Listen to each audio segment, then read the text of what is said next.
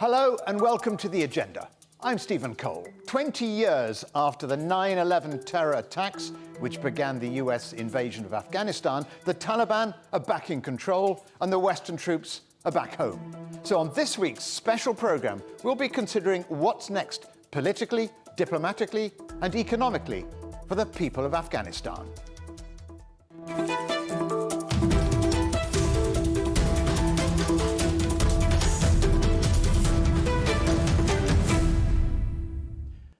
At 3:29 p.m. US East Coast time on Monday, the 30th of August, 2021, the last US soldier officially left Afghan soil. It marked the end of a war that lasted almost 20 years under the control of 4 US presidents, costing hundreds of thousands of military and civilian lives. But what does this say about the future for the people of Afghanistan and for Western intervention in the rest of the world in the future? With me now in Washington, D.C. is retired General David Petraeus, former commander of the International Security Assistance Force and all US troops in Afghanistan, as well as a former director of the CIA. General, the US State Department insists this has been a success, but to the rest of the world, it doesn't look like one.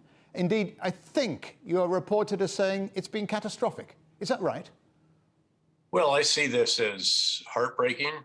It's tragic. And I don't know how you can describe a situation in which a government, however flawed, but one that supported U.S. and coalition forces on its territory as we attempted to ensure that al-Qaeda could not reestablish the kind of sanctuary it had under the Taliban when the 9/11 attacks were planned there.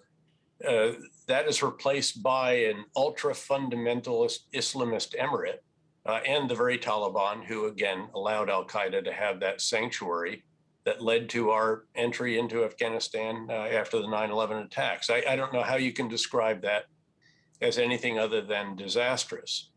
President Biden says the Afghan army had little interest in fighting the Taliban without the backing of US forces, probably air power. You spent a year as head of the International Security Assistance Force in Afghanistan. Is he right?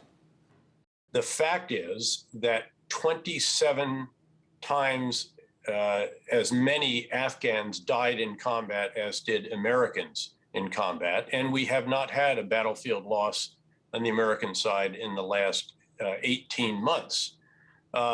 Did they collapse when it was clear that no one had their back? Yep. What was it that dealt this psychological blow to them? Well, it was the previous administration that insisted on negotiating an agreement with the Taliban that we're actually fighting without the presence of the Afghan government and forced the Afghan government to release 5,000 detainees, most of whom were returned to the fight pretty quickly. 700 of them documented as having done so before the latest offensive. We announced our withdrawal. We did actually withdraw. And then we also withdrew our contractors, some 18,000 of which kept the Afghan Air Force flying. These are US provided helicopters and planes, quite sophisticated. And the result of the lack of operational readiness of those times, the erosion of their capability over time, meant that they couldn't get the commandos and the emergency resupply and close air support out to those who were under pressure all around the country. Afghan forces and local leaders recognized that, and they did what you do in those kinds of circumstances, frankly, and that is you either flee or you cut a deal, you surrender. And then that became a bit of an epidemic. It was infectious. And the psychological blow to the central nervous system obviously also was administered. The question is, could we have had an affordable, sustainable commitment? I believe that was an that was provided. Well, that was already happening, wasn't it? That's why there were no casualties, and there was a smaller force, a smaller American force, but it was working. Indeed. Look, I have publicly advocated for that for several years. I have said that if you are trying to ensure that Islamist extremists are not able to reconstitute themselves, you have to keep an eye on them. And that was sure helped by having, in the case of Afghanistan, bases on Afghan soil. And frankly, in the case of Pakistan as well, it's publicly known that the operation that brought Osama bin Laden to justice when he was in Abbottabad in Pakistan, was launched from and recovered to Afghan soil. So the effort now to ensure that extremists cannot reestablish a sanctuary in Afghanistan, and now it's not just al-Qaeda, it's also the Islamic State Khorasan group affiliate that is in the AfPak region. This will all have to be done from bases that are outside not just Afghanistan, but Central Asia, because we have no bases there either. That will be a tall order, but it is doable. And the director of the CIA and Central Command commander have both affirmed that while it will be much more difficult and indeed more costly to do so from bases in Qatar and the UAE, that it is doable. We have a lot of capabilities now that we didn't have prior to 9/11. But clearly, it will be vastly more difficult. And of course, we do need to see, how does the Taliban act?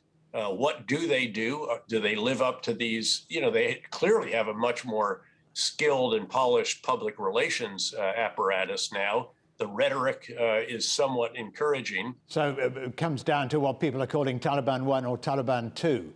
With, as you say, a more polished media presence.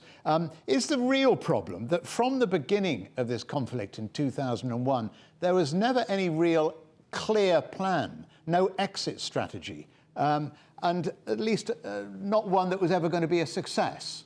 Is that unfair?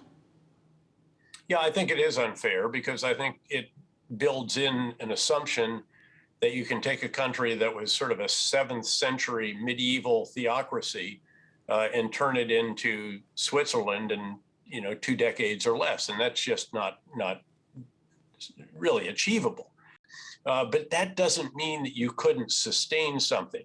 But again, Stephen, we are where we are now, and now the focus should be on seeing to the moral obligation that we have to tens of thousands of Afghans who put their security in jeopardy by the actions they took alongside our soldiers on the battlefield, and together with diplomats and intelligence officers and others in the conduct of the past 20 years campaign. Do you think the Taliban will engage more easily with China and Russia than it did with the US?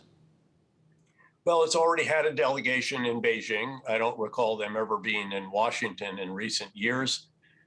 They have had communications with Russia. China will certainly wait and see. They have long wanted to exploit we assessed, when I was the commander on the ground, $2 trillion worth of minerals that are in the Afghan soil. They tried to do copper mining just south of Kabul in Logar province, but basically left that after they were on the receiving end of what presumably were Taliban rockets and mortars. But if the Taliban can establish security, since they were the source of insecurity in the past, you might actually see some of the more ambitious projects that were dreamed of in past years, but never possible, such as the Turkmenistan, Afghanistan, Pakistan, India natural gas pipeline. So again, let's wait and see on that. The Taliban is about to confront a very serious reality, and that is that their government budget requires somewhere in the neighborhood of $18 to $20 billion a year. And without US and Japanese and other major donors funding, they're going to have a very substantial budget shortfall. And yes, they do control the poppy. They do have, a major export crop, albeit illegal, that they have controlled and has been a source of revenue. But the modest taxes and customs duties that they're going to be able to collect are going to leave in a yawning gap between what they can generate and what the government has had in the past. And that means that they won't be able to pay all these security forces, government workers, and the basic level of services, which has already been affected negatively because of the departure of many of the international aid organizations. They're going to have to determine how it is that they, again, address that shortfall. They're in for some very tough realities because of that basic situation, which is inescapable. General David Petraeus, many thanks for joining us on The Agenda. A privilege, Stephen. Thank you. Still to come here on The Agenda, the human cost of the Taliban takeover. We'll be speaking to UNICEF's representative in Kabul.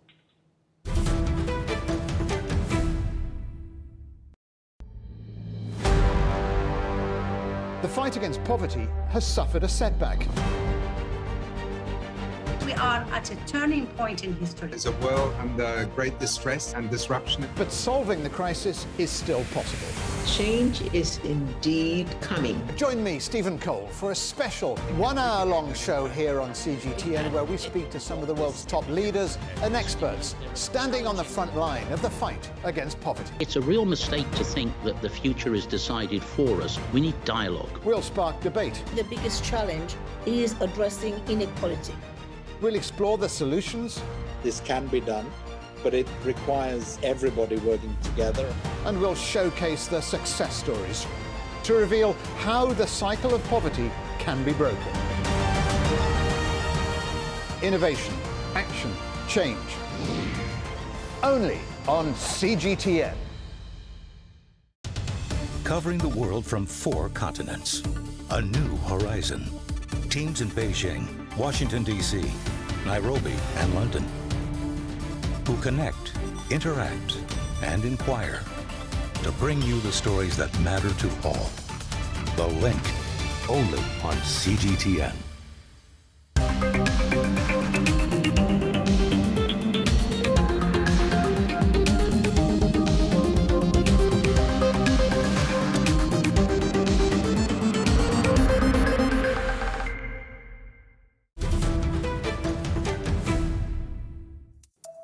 Welcome back to The Agenda.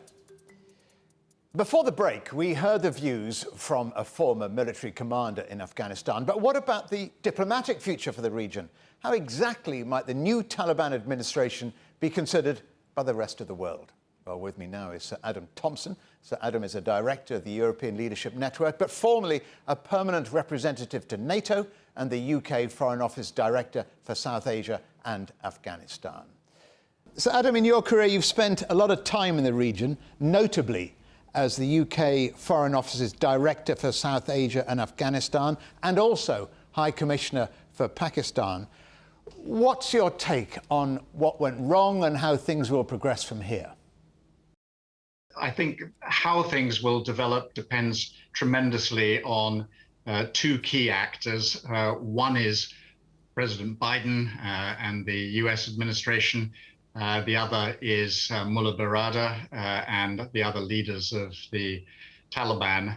There is a small possibility that the 2 sides will see it in their interests to compromise to some extent, to collaborate, to respect each other's leverage over the other on, in the case of the Taliban, drugs, terrorism, and migration, and in the case of the Americans, the potential for fomenting continued civil war and very large amounts of Afghan money that the new Taliban administration require.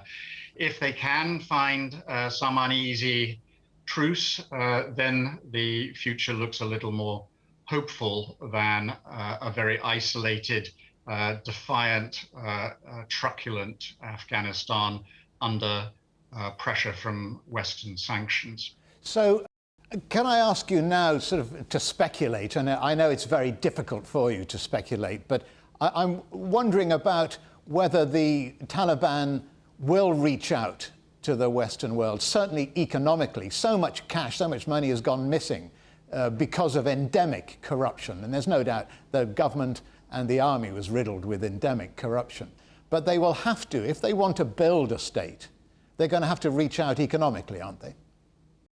I think they will certainly try. I mean, they'd be crazy not to. The United States effectively has a block on IMF loans, World Bank funding, and holds, as I understand it, a large percentage of total Afghan cash reserves, which are held outside the country. So Taliban are bound to try, I think, and that does give Washington in particular a good deal of leverage. I suppose the Taliban will be hoping that if that does not work, friends like China will help to bail them out. But I believe, I've already commented on this, that there are figures within the Taliban leadership who would genuinely like a significantly different relationship with the West and with the United States. they're not going to compromise on their Islamic values as they understand them, but they don't have to host international terrorism. They don't have to pump drugs abroad if they're rewarded for economic alternatives to the poppy crop. They can create the incentives to keep the Afghan population in Afghanistan rather than wanting to flee abroad to the West. And those things would arguably be in Taliban interest if they want to be a long-term government that lasts more than the 5 years they managed last time round. You mentioned who they will live alongside, and I'm thinking ISIS-K, I'm thinking Al-Qaeda, and the big concern by some analysts is that Afghanistan could become a haven for international Islamist terrorism. Can you see the Taliban living alongside ISIS-K and Al-Qaeda as they are roughly at the moment? It's certainly possible. They did it before with Al-Qaeda.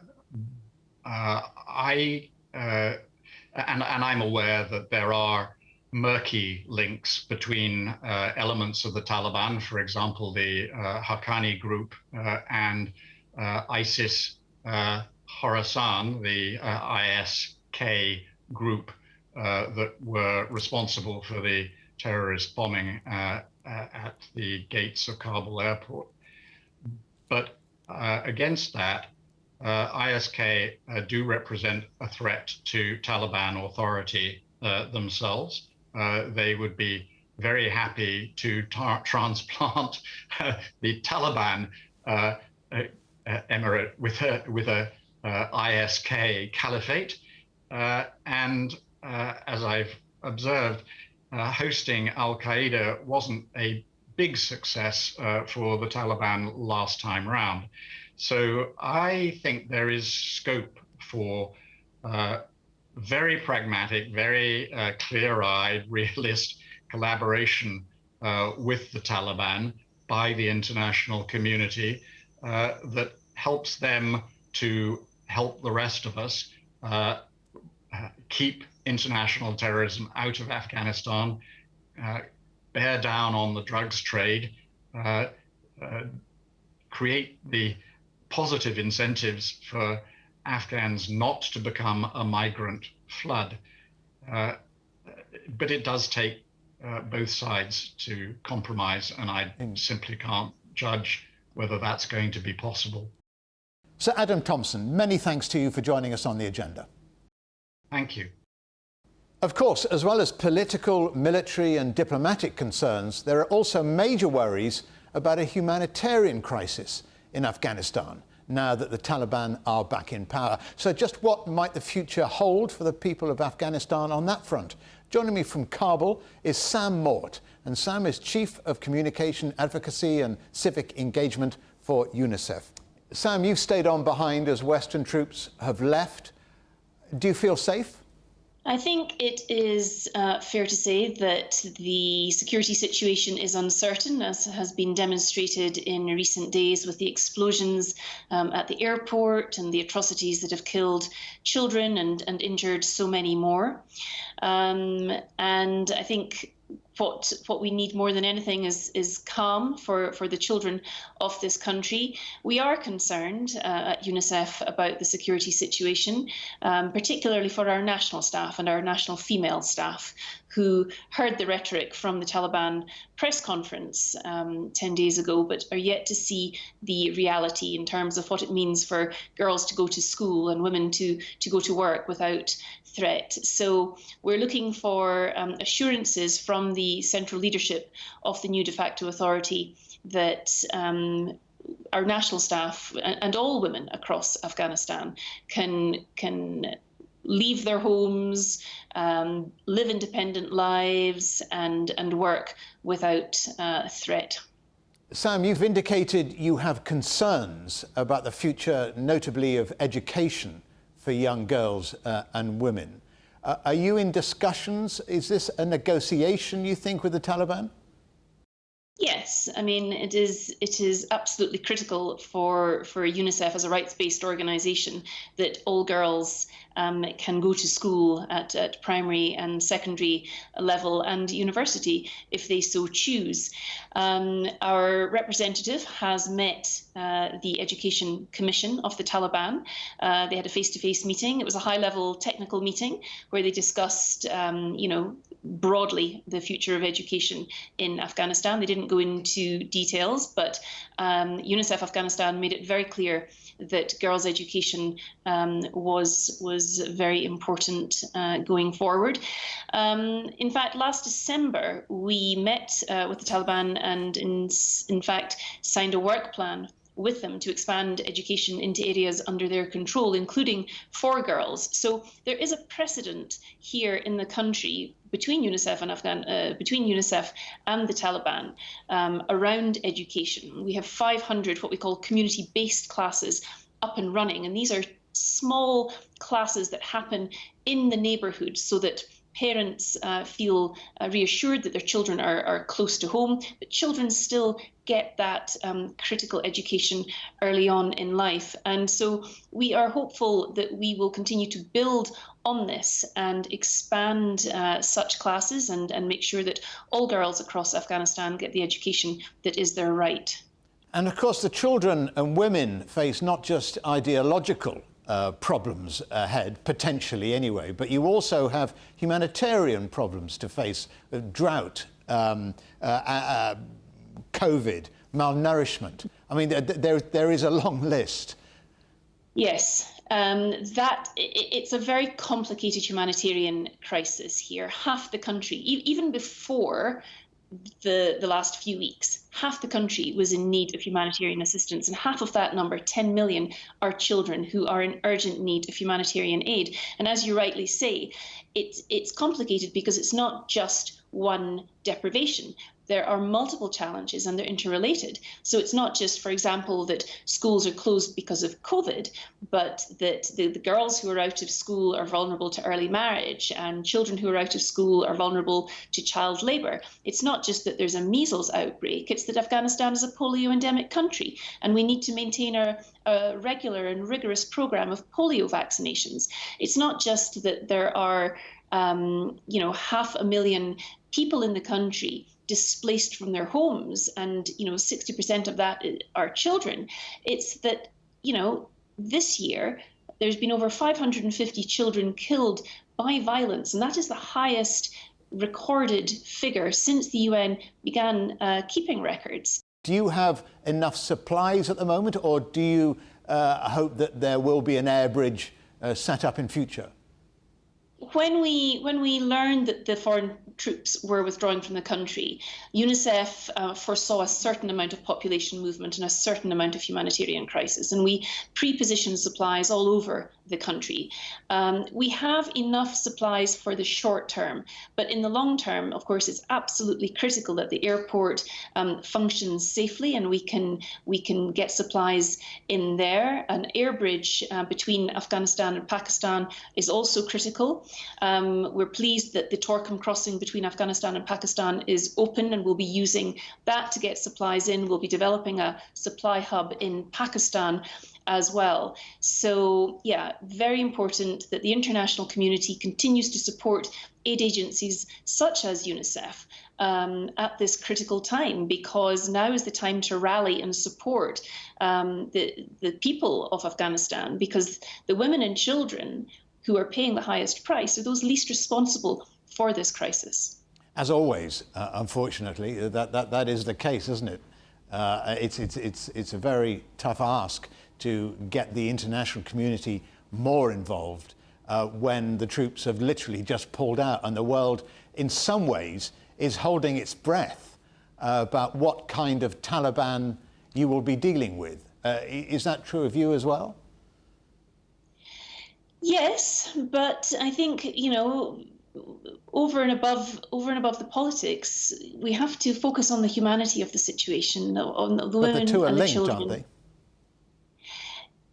Yes, but we can't let the politics blind us to the suffering of women and children. UNICEF has demonstrated over the last 65 years that we've been in Afghanistan, that we can work with government, we can work with anti-government elements and a whole range of partners. And we have a proven track record of navigating these challenging situations and supporting women and children. And we would hope very much that the international community and our donors would continue to support at this critical time. How does the Taliban regard UNICEF? Well, the Taliban has asked UNICEF to remain in the country and continue to deliver our programs. That's our water and sanitation, our protection programs, our nutrition programs, our education programs, our health programs. So they know the criticality of UNICEF, and I think that is why we're having daily conversations with them. At the regional level, our teams have been meeting with the local interlocutors, and we've been helping them better understand what UNICEF does and what the needs in the area are. What do you hope from the relationship with the Taliban, and what do you hope for the future of Afghanistan? What the children of Afghanistan need is peace and security. They need to be in their homes where they're protected. They need to be in communities that support them. The children need to be healthy and vaccinated. We must eradicate polio. We have an opportunity here. Now that we have access to all of Afghanistan, we have an opportunity like never before to eradicate polio. We need to see all children in school. It is the country's best chance to move forward and be productive and prosperous. So that's our hopes: peace, security, stability. And education. And education, yes. Sam Mort from UNICEF. Many thanks to you for joining us here on The Agenda. Thank you.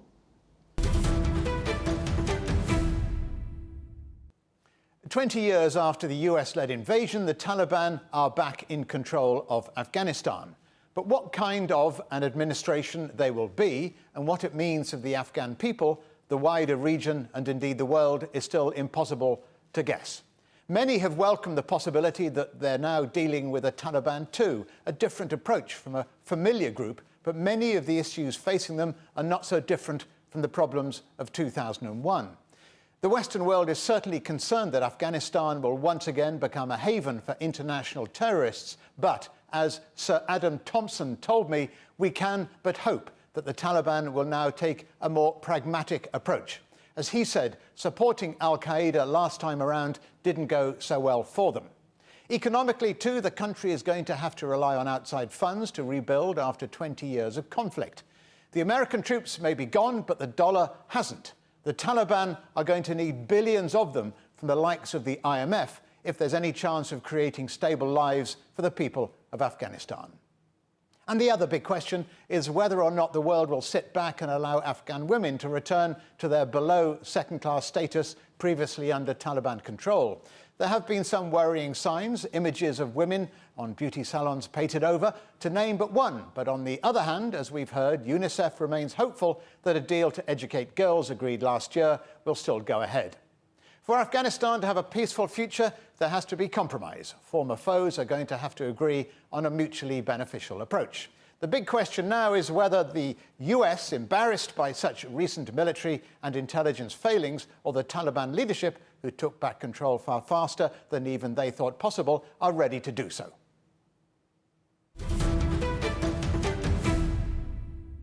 Don't forget you can watch everything from past Agenda episodes and find additional exclusive content on our website, cgtn.com/Europe, or on our YouTube channel. And of course, you can follow us on Twitter, Facebook, Instagram, @CGTN Europe. Coming up on a future Agenda, empowering women, how gender equality could be the key to solving the global poverty crisis. But for now, from me, Stephen Cole, and all the Agenda team here in London, it's goodbye.